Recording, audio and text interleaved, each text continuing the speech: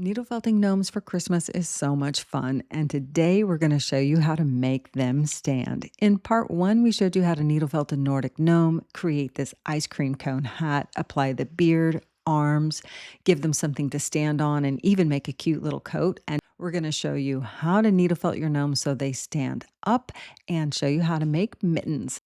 LivingFelt does have a great bundle for this project. You can make the standing gnomes and the smaller Nordic gnomes. One of the keys for needle felting a standing gnome is a strong armature. We're beginning with our 18 gauge wire. In the kit, it's brown now, but this green is the same gauge. Pinch the top to the length of about your forefinger and then use your opposite hand to hold tension. I twist with my dominant hand.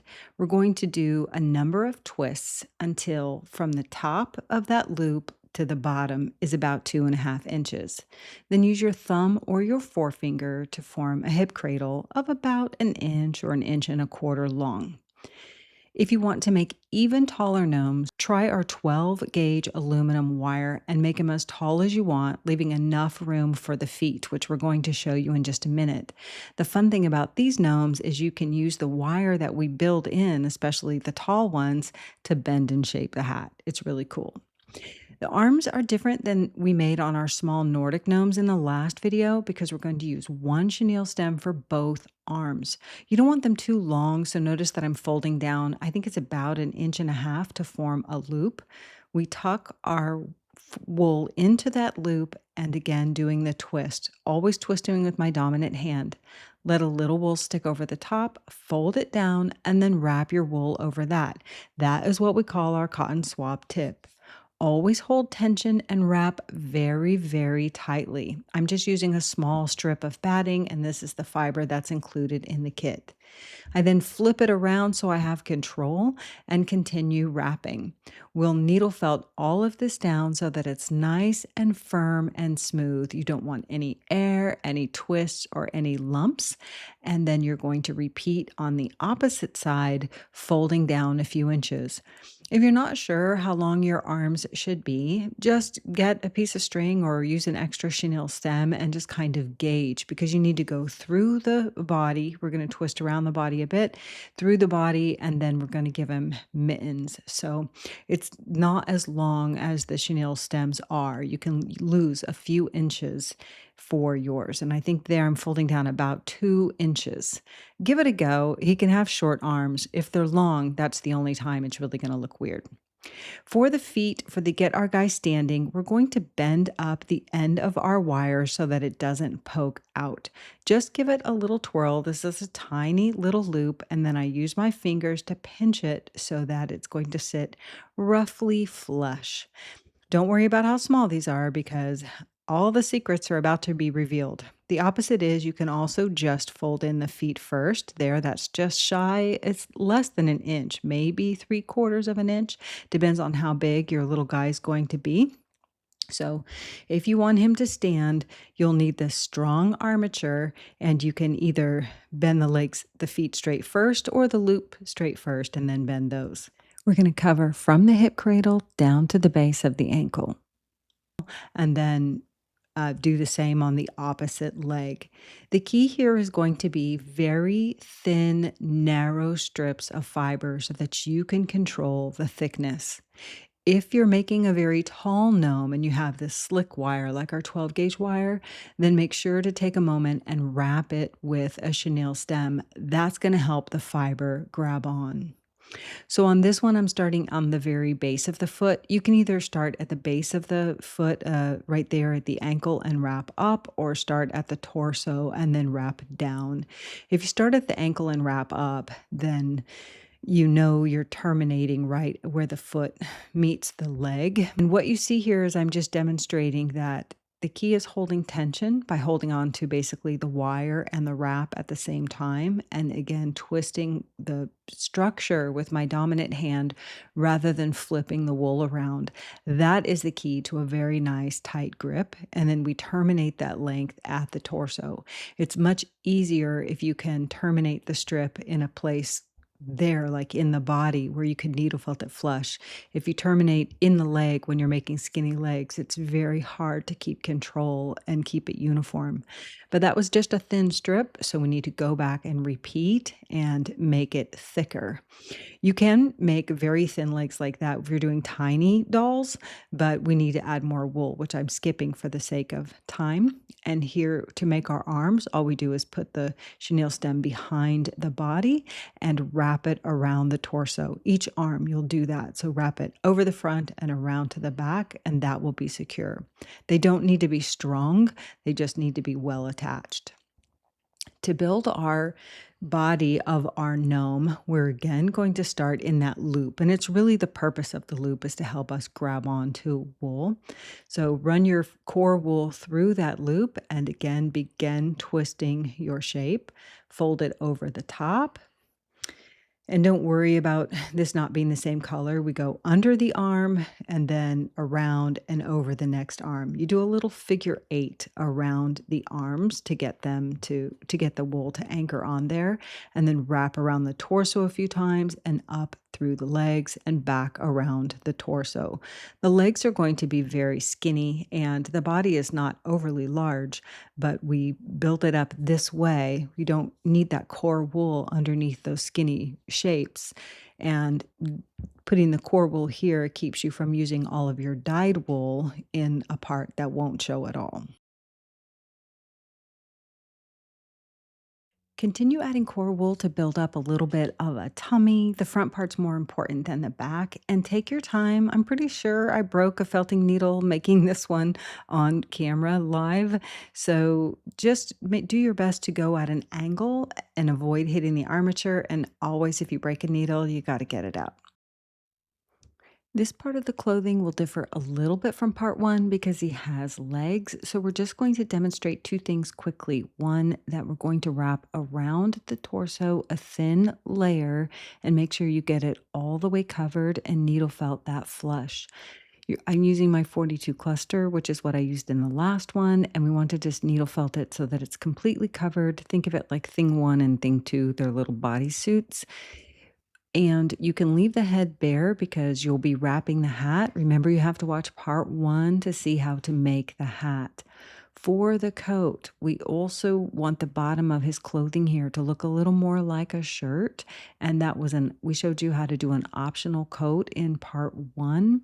So I just have a little tip for you here. And that is you're going to make the coat kind of the same way. You're going to have one finished edge and then you're going to have three edges unfinished.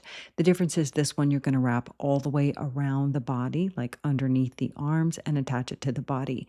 But I just want to show you that in getting this nice firm edge after you've needle felted it down and folded up the edge and flattened it, you can use a couple of pieces of cardstock to sandwich your fiber between and needle felt right into the edge. So this gives you a nice little barrier to not poke your fingers. Make sure you watch part one, and this part for attaching the coat is going to make total sense. Okay, y'all, here's the hot shoe tip. And these templates are in the kit. We're going to use some cardstock to give ourselves little shoe supports. So you'll cut out the cardstock shoes and wrap them with your wool. And notice that we're just wrapping little thin layers. This is our wool batting, the same that's in the kit. And in the kit, we give you a very nice fiber board. You can use that board in the kit as well. So first thing I'm doing is making a base.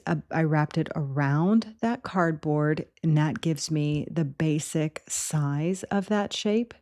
And then I'm going to sandwich it between two of those shapes to get the wool flat and firm and dense to the size of those two shoe templates. Just think of them as like the shoe sole templates. And that is one way to get a perfect shape. I measured it on camera. You're going to have to zoom in and see what that is. Now we position our little foot there on, we're going to position our little foot on that bed and we're going to put a big pile of wool right on top of it. And then basically bind it down, giving him little booties or slippers, bind it down by piling it on. So density really does count here, and you'll see that I put a great big old fluff on there, but we're gonna needle felt all around that entire armature in the shoe. And notice that I'm standing him up while I'm doing this. You basically wanna kind of keep him standing the whole time. Keep in mind that we gave him a hip cradle, and that helps him stand as well and will help you position his legs a little bit if you need to. So this is a bit of bulk we're building up. You need it very well felted and very firm because you're trapping his little feet in there. And I know he looks funny now. He looks funny whenever he doesn't have his hat on, period. This is a fun process, and everybody who's tried it succeeds. So notice we're gonna wrap around the back here, and this is part of his support. Giving this ankle support is really key and is gonna help him stand up.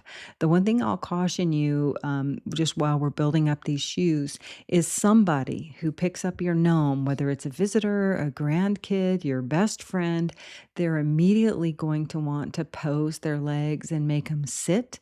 And the minute they do that, if he's been standing, you're always going to have challenges getting him to stand again. So keep those wires straight. That's one of the best things you can do for keeping these gnomes standing.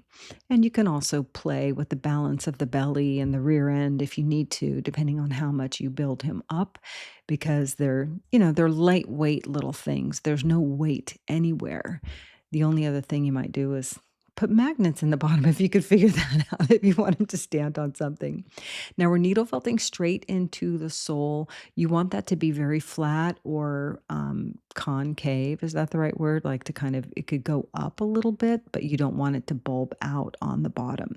So needle felting these boots and these shoes is a thing to take a lot of time with, and you want to start to make him stand right now by adjusting the hips. Either make the hips a little wider or make sure that the legs are even. That's part of what we did in the first place when we twisted him really well. But this is the time just to kind of take your time. And there's nothing wrong with your gnome sitting as well, having these big, adorable shoes. He's still going to look cute. But I would say start to try to get him to stand just as soon as you start to get those shoes in place. Make sure everything is really nice and firm in those boots. Like build up the bulk because they hold the feet and keep the bottoms very, very flat. And you can see my boots here. I'm showing you that they're really quite dense and beefy, and that is what will hold his little shape up and make him able to stand. They give him a platform that allows him to balance. So you want them to be very, very flat. With our boots in place, it's time to give our little gnome mittens. We start with this thin strip of fiber and we wrap it all around the end of the hand there. Make sure you stick off the hand enough that you have room. So give yourself a good padding there. You should stick off the hand a little bit, but wrap very tightly around the wrist. Get that nice and even and laying down, and then needle felt it with your fine felting needles. And you don't want this loose. You want enough wool on there that you can needle felt it to a nice, dense, big, rounded mitten. And then you want to needle felt it to the top of the arm. So take your time and shape it so that it's really nicely rounded. And again, you want it dense. To make the little thumb, I like to use my felting needle as my core to wrap around. Very thin, narrow strip of fiber, and we're going to make a little tube. Roll it between your fingers to dry felt it a bit, needle felt the round portion, the thumb, and a little bit up the length.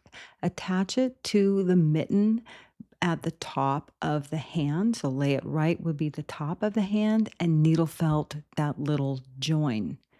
Get it nice and attached to make sure that both the hands are the opposite.